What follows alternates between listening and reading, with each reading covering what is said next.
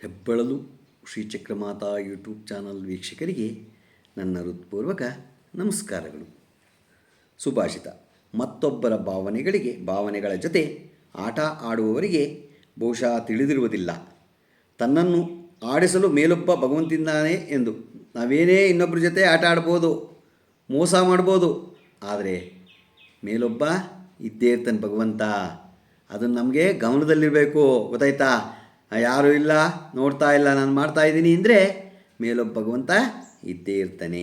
ಇವತ್ತು ದಿನ ಪಂಚಾಂಗಕ್ಕಿಂತ ಮುಂಚೆ 37ನೇ ಅಧ್ಯಾಯವನ್ನು, ಗುರುಚರಿತ್ರೆ 37ನೇ ಅಧ್ಯಾಯವನ್ನು ನಾವು ತಿಳ್ಕೊಳ್ಳೋಣ. ಶ್ರೀ ಗುರುಭ್ಯೋ ನಮಃ. ಹರಿ ಓಂ.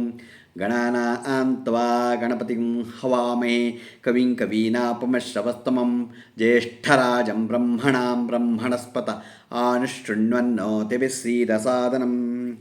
ಶ್ರೀ ಗುರುಗಳು ಆ ಬ್ರಾಹ್ಮಣನಿಗೆ ಬ್ರಾಹ್ಮಣ್ಯದ ಧರ್ಮವನ್ನು ಉಪದೇಶಿಸಿದರು. ಬ್ರಾಹ್ಮಣನಾದವನ ಮನೆಯಲ್ಲಿ ಕೃಷ್ಣಾಜಿನ ಸಮ್ಮಿತ್ತು ದರ್ಬೆಗಳು ಇರಬೇಕು. ಆತನು ತಪ್ಪದೇ ಗೋಪೂಜೆ ಗೋರಕ್ಷಣೆ ಮಾಡಬೇಕು. ತಮ್ಮ ಮನೆತನದ ಸಂಪ್ರದಾಯದಂತೆ ಗುರುಗಳ ಆದೇಶದಂತೆ ವಿಗ್ರಹಗಳನ್ನು ಭಕ್ತಿಯಿಂದ ಪೂಜಿಸಬೇಕು. ಇದರಿಂದ ದೈವಕೃಪೆ ಸಿಗುತ್ತದೆ. ಗೊತ್ತಾಯ್ತಾ? ನಾವು ಮೊದಲು ಯಾರೇ ಆಗಲಿ ಬ್ರಾಹ್ಮಣ ಅಂದರೆ ಯಾರು ಬೇಕಾದರೂ ಬ್ರಾಹ್ಮಣ ಆಗ್ಬೋದು. ಇದರಲ್ಲಿ ಗೊತ್ತಾಯ್ತಾ? ಬೆಳಗ್ಗೆ ಎದ್ದು ನಾವು ಸ್ವಚ್ಛತೆ ಇರಬೇಕು. ಮೊದಲು ಸ್ವಚ್ಛತೆ ಕಾಪಾಡ್ಕೋಬೇಕು ನಾವು. ಆಮೇಲೆ ತಿನ್ನೋ ಆಹಾರದಲ್ಲಿ ಸಾತ್ವಿಕ ಆಹಾರ ಇರಬೇಕು. ಗೊತ್ತಾಯ್ತಾ? ಆಮೇಲೆ ಪ್ರತಿದಿನ ಸಂಧ್ಯಾವಂದನೆ ಮಾಡಬೇಕು, ಪೂಜೆ ಮಾಡಬೇಕು. ಇವೆಲ್ಲ ಮಾಡಿದವನೇ ಬ್ರಾಹ್ಮಣ. ಗೊತ್ತಾಯ್ತಾ?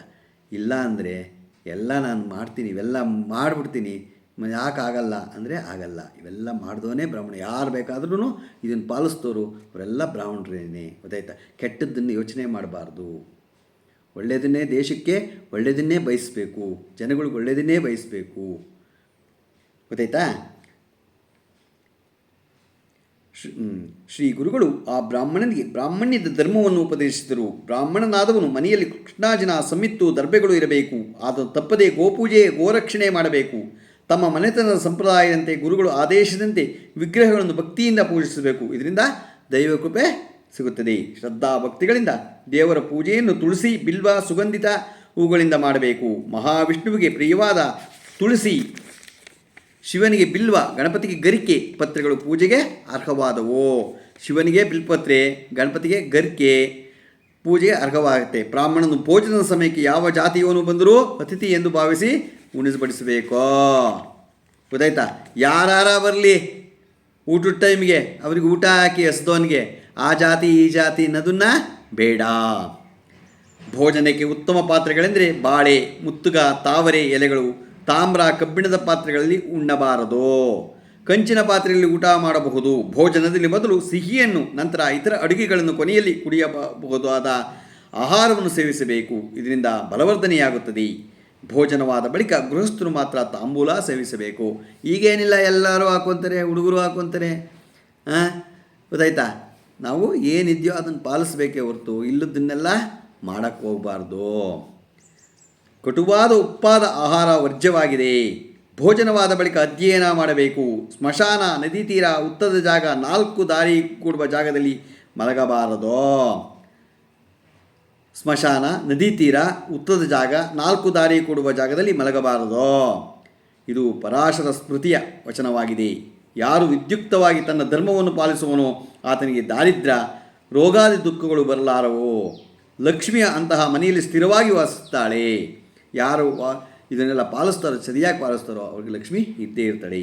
ಸದಾಚಾರದಿಂದ ಜ್ಞಾನಾವೃದ್ಧಿಯಾಗಿ ಮೋಕ್ಷಕ್ಕೆ ಸುಲಭವಾಗೋದು ಇದೇ ಧರ್ಮ. ಹೀಗೆ ಶ್ರೀ ಗುರುಗಳು ಉಪದೇಶದಿಂದ ಸಂತುಷ್ಟನಾದ ವಿಪ್ರನು ಅವರ ಪಾದಕಮಲಗಳಿಗೆ ಎರಗಿ ಆಶೀರ್ವಾದ ಪಡೆದ ರಂಬಲಿಗೆ ಸರಳ ಶ್ರೀ ಗುರುಚರಿತ್ರೆ 37ನೇ ಅಧ್ಯಾಯಕ್ಕೆ ಸಂಪೂರ್ಣ ಆಗತ್ತೆ.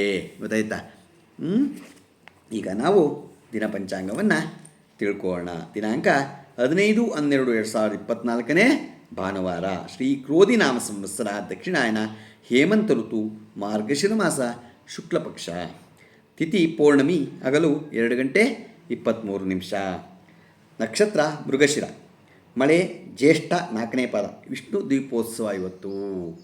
ಗೊತ್ತಾಯ್ತಾ? ವಿಷ್ಣು ದೀಪೋತ್ಸವ ಇರೋದರಿಂದ ಎಲ್ಲರೂ ವಿಷ್ಣು ವೆಂಕಟರಮಣ ಸ್ವಾಮಿ ಕೃಷ್ಣ ದೇವಸ್ಥಾನಕ್ಕೆ ಗೊತ್ತಾಯ್ತಾ, ಭಗವಂತನ ದೇವಸ್ಥಾನಕ್ಕೆ ಹೋಗಿ ವಿಷ್ಣು ದೀಪೋತ್ಸವದಲ್ಲಿ ಪಾಲ್ಗೊಳ್ಳಿ, ಬಹಳ ಒಳ್ಳೆಯದಾಗತ್ತೆ ನಿಜವಾಗ್ಲೂ. ಅದನ್ನು ಒಂದು ವಿಷ್ಣು ದೀಪೋತ್ಸವದು ಶಿವದೀಪೋತ್ಸವದು ಕಥೆನ ಒಂದು ಅಂದಿನ ಅವತ್ತಿಗೆ ಎಲ್ಲ ಹಾಕ್ತೀವಿ ನೋಡಿ ಯೂಟ್ಯೂಬ್ನಲ್ಲಿ, ಹೋಗ್ಬಿಟ್ಟು ಬನ್ನಿ ನೀವು.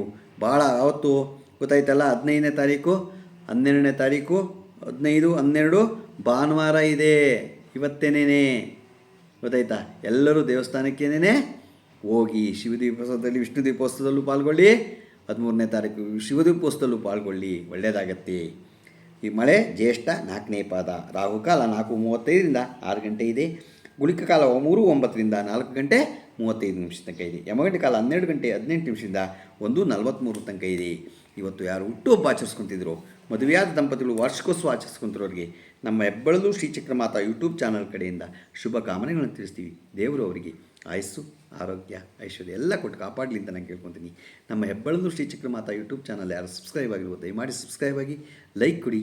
ಇದು ನಿಮ್ಮದೇ ಚಾನಲ್ ಆಗಿರೋದ್ರಿಂದ ನಮ್ಮ ಲಿಂಕನ್ನು ಬೇರೆ ಗ್ರೂಪ್ಗಳಿಗೆ ಫಾರ್ವರ್ಡ್ ಮಾಡಿ. ಶ್ರೀ ಗುರುಚರಿತ್ರೆಯನ್ನು ಎಲ್ಲರೂ ಕೇಳಿ ಒಳ್ಳೆಯದಾಗತ್ತೆ ಅಂತ ಗುರುಗಳು ತಿಳಿಸಿದರೆ. ನಮಸ್ಕಾರಗಳು ನಮಸ್ಕಾರಗಳು ನಮಸ್ಕಾರಗಳು.